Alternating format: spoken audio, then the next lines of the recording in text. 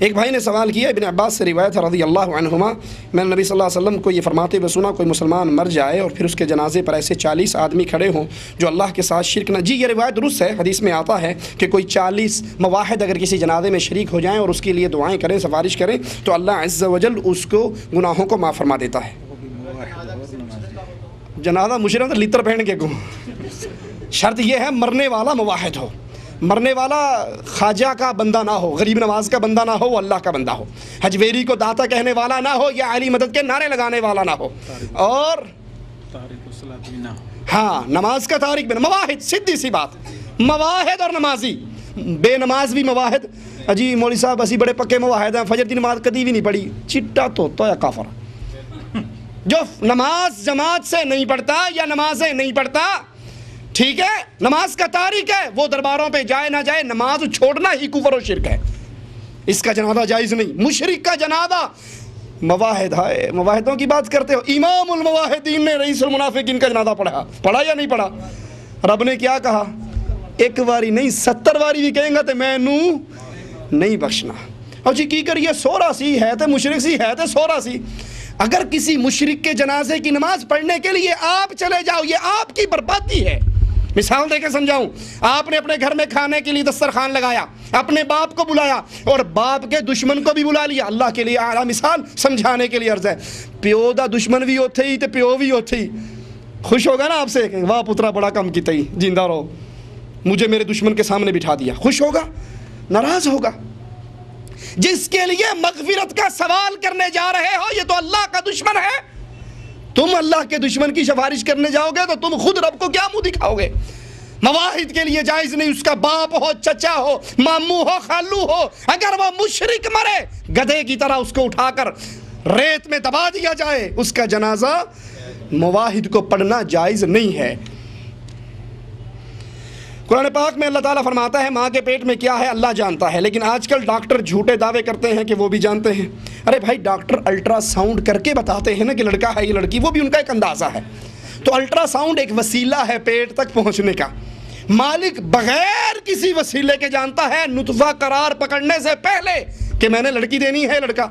Ultrasound के लंबे झंझटों में क्यों पड़ते हो? पेट पे छुरी मार के बच्चा निकाल के देख लो, पता लग जाएगा। वसीला है, बगैर वसाइल के, बगैर कोई जरिया इस्तेमाल किए, कौन जानता है? अल्लाह। अशरफ अली थानवी साहब लिखते हैं अरवाह सलासा में, हमारे अब्दुल्ला खान के पास तावीज़ लेने के लिए कोई आता, वो तावीज़ देते ही कहते थे तेरे घर ती होगी, तेरे घर मुंडा होएगा, जो कहते वही होता।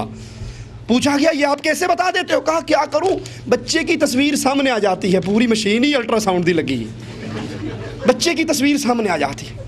अरे अल्लाह कहता है माँ फिल अरहम, माँ के पेटों में क्या है सिवाय अल्लाह के कोई नहीं जानता। ये शिर्क करने वाले और शिर्क के दावेदार हैं। जिस खुशबू में अल्कोहल मिला हो क्या वो खुशबू अपने लिबास पर लगा सकते हैं? क्या अल्कोहल वाला खुशबू लगाकर नमाज अदा करने में कोई हरज है? मसला इख्तलाफी है, लेकिन अल्कोहल हराम है मेरे इल्म के मुताबिक। अल्कोहल हराम है, नापाक नहीं है, नापाक नहीं है। अगर ये नापाक हो तो कपड़ों पे लगाना जायज़ नहीं, ये नापाक नहीं, हराम है। अब अल्लाहु आलम, इख्तलाफी मसला है, लेकिन हमारे इल्म के मुताबिक चूँकि ये नापाक नहीं है, अगर नापाक होने की दलील मिल जाए फिर तो कपड़े पलीत होके नहीं लगाएंगे, लेकिन वो पीना हराम है, नापाक नहीं है, इसलिए कपड़े पे लगा हो तो कोई हरज नहीं, वल्लाहु आलम। बाकी कुबार उलमा मौजूद हैं, आप उनसे पूछ सकते हैं। जी हाँ जी, नहीं उसको धो लीजिए, मैंने इसीलिए कहा ना उलमा कुबार मौजूद हैं, उनसे पूछिए।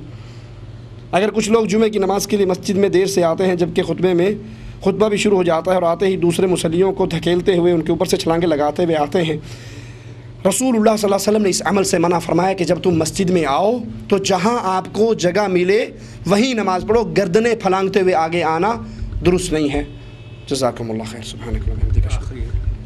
ये आखिरी है जी, ये आखिरी सवाल है। फ़ज़ाइल अमाल की हकीकत के बयान में आपने बयान किया किसी जमात की ये ख्याल है कि कुरान समझने के लिए 18 उलूम की ज़रूरत है, वो क्या और किस? ये मौलाना ज़िक्रिया साहब ने लिखा है कि कुरान समझने के लिए 15 उलूम की ज़रूरत है। मौलाना ज़िक्रिया साहब ने लिखा है कि कुरान समझने के लिए 15 इल्म की ज़रूरत है। रियाज में एक मौलवी साहब मेरे पास आए, कहा हमारे हज़रत मौलाना ज़िक्रिया साहब ने तो 15 इल्म लिखे हैं, ये 18 कहाँ से आए? मैंने कहा जहाँ से 15 आए वहाँ से ये 3 भी आए, जहाँ से आपके 15 आए वहाँ से हमारे 3 आए।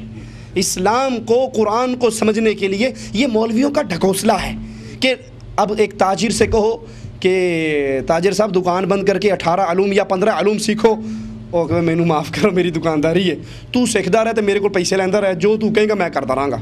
तो ये धंधा चलाना है मौलवियों का कि हमारे पास टाइम नहीं है। जब आपके पास टाइम नहीं है तो अब आप दीन का मसला पूछने के लिए कहाँ जाओगे? मौलवी के पास। अब जो मौलवी कहेगा वो आपको मानना पड़ेगा।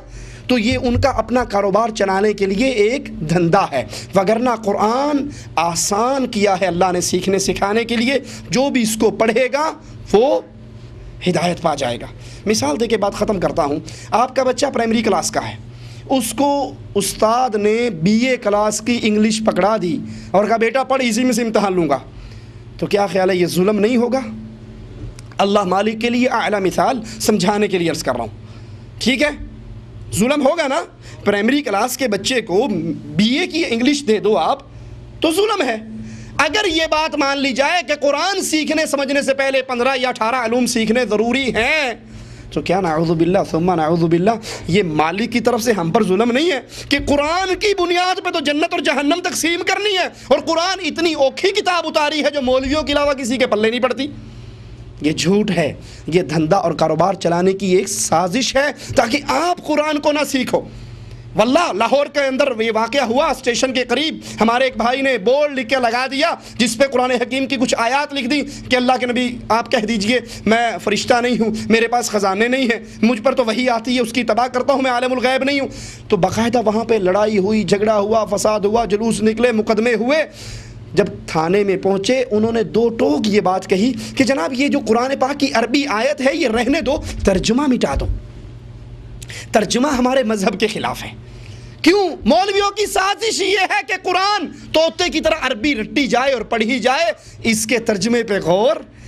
अगर तर्जुमे पे गौर करोगे तो कोई भी 11वीं देने के लिए तैयार, कोई मौलवी की जेब भरने के लिए तैयार नहीं होगा अगर इसके तर्जुमे को समझा जाएगा। तो इसीलिए मौलवियों की ये साजिश होती है कि तर्जुमे से दूर करो, तोते की तरह अलिफ लाम मीम से लेकर वन्नास तक रटते रह जाएं। वल्लाहु आलम। सुब्हानक अल्लाहुम्मा व बिहम्दिका अशहदु अल्ला इलाहा इल्ला अंता अस्तगफिरुका व अतूबु इलैक।